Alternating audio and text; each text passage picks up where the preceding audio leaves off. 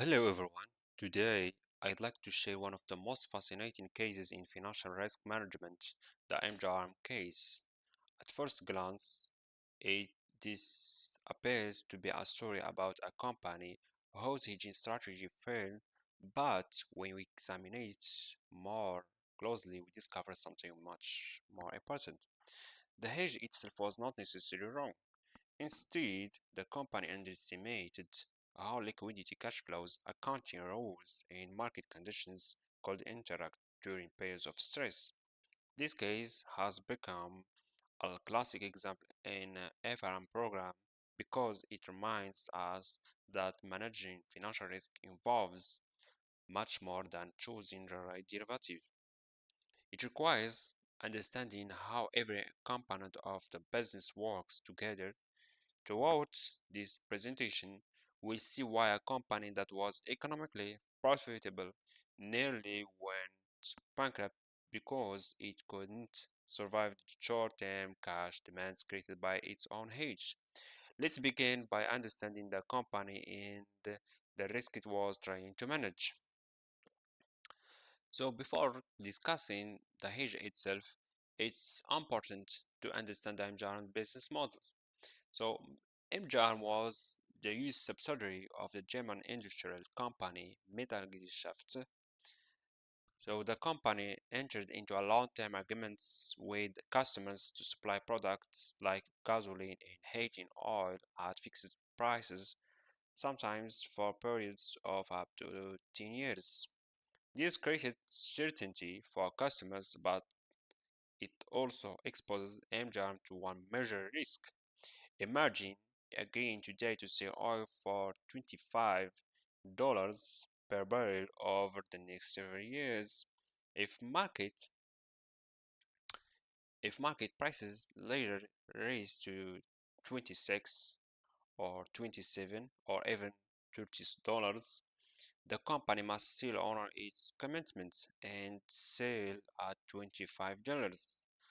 Every increase in oil prices therefore creates a loss because these contracts involve millions of barrels. Even small price movements could translate into enormous financial exposure. So, to protect itself against this risk, NGRM decided to implement a hedging strategy. So, the idea sounded perfectly reasonable. Unfortunately, the way the hedge was structured will later create an entirely different type of risk. So, since MGRM had committed to selling oil at fixed prices, it needed protection against raising market prices. To achieve this, the company took the opposite position in the futures market by purchasing long futures contracts. So, instead of buying contracts that lasted 2 years, MGRM continuously renewed short-term futures contracts as they expired. This approach known as rolling hedge. Under normal market conditions, this strategy was expected to perform well. Specifically, it relied on a market condition called backwardation, where futures prices gradually decline over time. In that environment, each new futures contract could be purchased at a relatively favorable price, making that hedge efficient and relatively expensive. Everything appeared to be working exactly as planned, but financial markets rarely remain stable forever. In 1993, market conditions changed dramatically, and that change completely transformed the outcome of the strategy. So, this is where the story takes an unexpected turn. So, in that day, which is in 1993, the oil market shifted from backwardation to Contango. So instead of futures prices declining over time, they began increasing.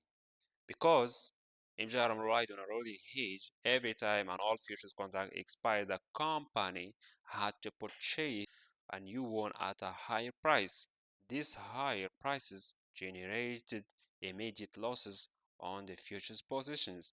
At this point, many people assume the company's overall strategy has had failed.